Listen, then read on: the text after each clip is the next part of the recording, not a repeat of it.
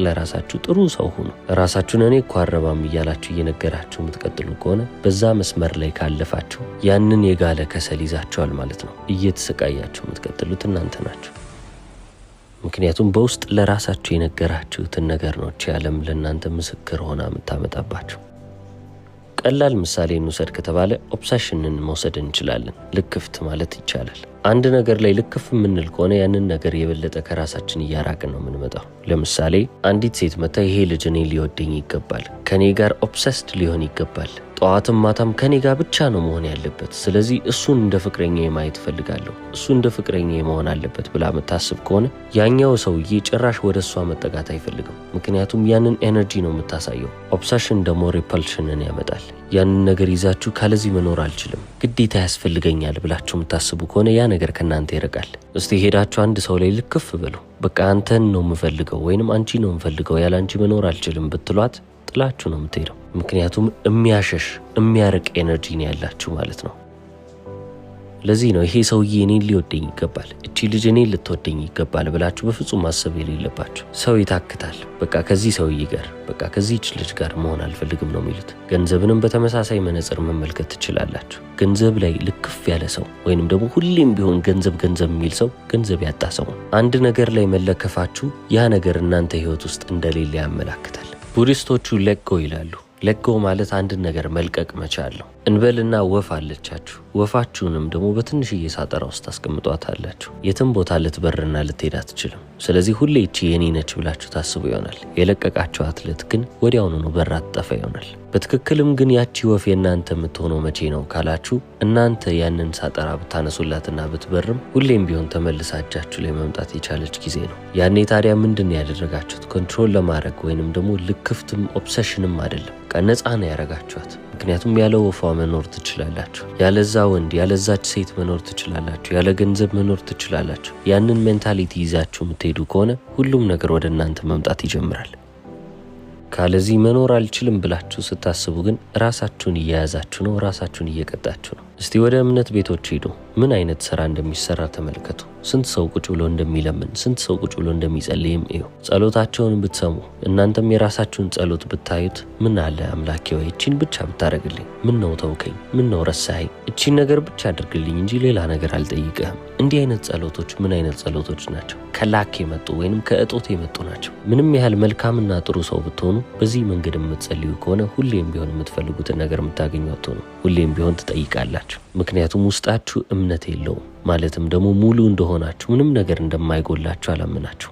አብዛኛው ሰው በህይወት ውስጥ ላላገኘው ነገር ራሱን ይወቅሳል፣ ላልተሳካለት ነገር ራሱን ይወቅሳል፣ ላልተሟላለት ነገር አሁንም ራሱን እየወቀሰ ይቀጣል። ብዙ ሰው እየተቸገረም ያለው በዚህ ምክንያት ነው።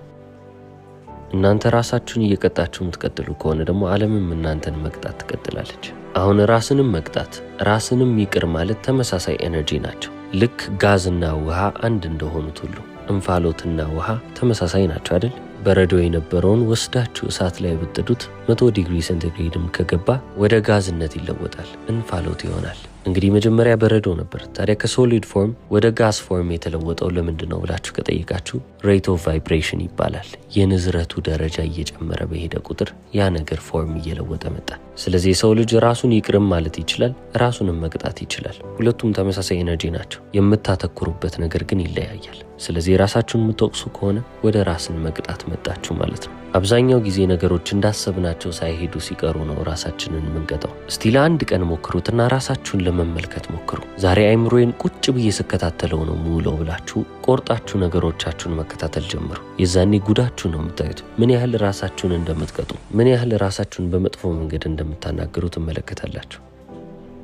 ነገሮች ሲበላሹባችሁ እንዳሰባችሁት ሳይሄዱ ሲቀር ኢትስ ኦኬ በቃ ችግር የለውም ብላችሁ ለራሳችሁ የምትነግሩት ምን ያህሎቻችሁ ናችሁ? እንበልና መስሪያ ቤት ውስጥ ስህተት ሰራችሁ። አለቃችሁ ከሚቆጣችሁና ይቅር ብሏችሁ ከመሄድ የትኛው ነው የሚሻላችሁ? ደሞዝ የሚቀንስባችሁ አለቃ ወይንስ ደግሞ ችግር የለውም ምንም አደልት አይደለም ያጋጥማል ሌላ ጊዜ ታሻሽላለህ ብሎ የሚያልፋችሁን ሰው? እርግጠኛ ነኝ ይቅርታ የሚያደርግላችሁን ሰው ነው የምትመርጡት። ታዲያ ሰው እናንተን እንዲንከባከብ በምትፈልጉበት መንገድ እናንተ መጀመሪያ ራሳችሁን መንከባከብ መቻል ይኖርባችኋል። ያ ማለት ምንም ያህል ጥፋት ብታጠፉ፣ ምንም ያህል በህይወት ብትሳሳቱ፣ ምንም ያህል የተሳሳተ እርምጃ ብትወስዱ፣ ምንም ያህል ነገር ብታረጉ ነው ምላችሁ ቆም ብላችሁ ራሳችሁን ይቅር ልትሉ ይገባል። ካስፈለገ ስማችሁን ጠርታችሁ ራሴን ይቅር ብያለሁ፣ እኔ ዮምዩ የምባል ሰው ራሴን ይቅር ብያለሁ፣ ሁሉም ነገር ይስተካከላል፣ ችግር የለውም ብላችሁ ይህንን ፖዚቲቭ ቶክ በራሳችሁ ውስጥ ማቆየት መቻል ይኖርባችኋል። ምክንያቱም በመጨረሻም ለእናንተ የሚኖርላችሁ ሰው እናንተ ናችሁ። እናንተ አንድ ሰው ሆናችሁ ራሳችሁን በጥሩ መንገድ ትሪት ማድረግ ማችሉ ከሆነ፣ በጥሩ መንገድ መንከባከብ ማችሉ ከሆነ እንዴት አይነት ህይወት ልትኖሩ ነው? እናንተ ራሳችሁን ይቅር ሳትሉ ሰው እንዴት እናንተን ይቅር ሊላችሁ ይችላል? ራሳችሁን እኮ ነው የምትመለከቱት። ድጋሚ ህፃን ብትሆኑ ምን አይነት ወላጅ ነው የምትፈልጉት? ስታጠፉ ይቅር የሚላችሁን፣ የሚያስተምራችሁን፣ በጥሩ መንገድ የሚንከባከባችሁን አይደል? ስለዚህ ያንን ወላጅ ነው ለራሳችሁ መሆን ያለባችሁ። አሁንም ውስጣዊ ማንነታችሁ ሰዎች በዚህ መንገድ ቢንከባከቡኝ ብላችሁ የምታስቡትን ሰው መሆን አለበት። ያ ማለትም ደግሞ እናንተ ምንም አይነት ነገር ብታረጉ ውስጣችሁ ሊወቅሳችሁ አይገባም። ነገሮች አንዴ ተፈጥረዋል። ከዛ ነገር አልፋችሁ በቃ ራሴን ይቅር ብያለሁ፣ ምንም ችግር የለውም እመለሳለሁ ማለት አለባችሁ። እናንተ ለራሳችሁ በውስጣችሁ የምትነጋገሩትን ነገር ስታስተካክሉ ነው ሰዎችም ለእናንተ ቀና እየሆኑላችሁ ሄዱት። ሰዎችም ይቅር ይሏችኋል፣ እናንተም ደግሞ ሰዎችን ይቅር እያላችሁ ትሄዳላችሁ። እነሱንም ይቅር ካላላችሁ የጋለውን ከሰል በእጃችሁ የምትይዙት እናንተ ናችሁ። እናንተ ብቻ ናችሁ የምትሰቃዩት፣ ማንም ሰው አይደለም። የዛሬውን ቪዲዮ እስከ መጨረሻው ስለተከታተላችሁልኝ አመሰግናለሁ። ቻው።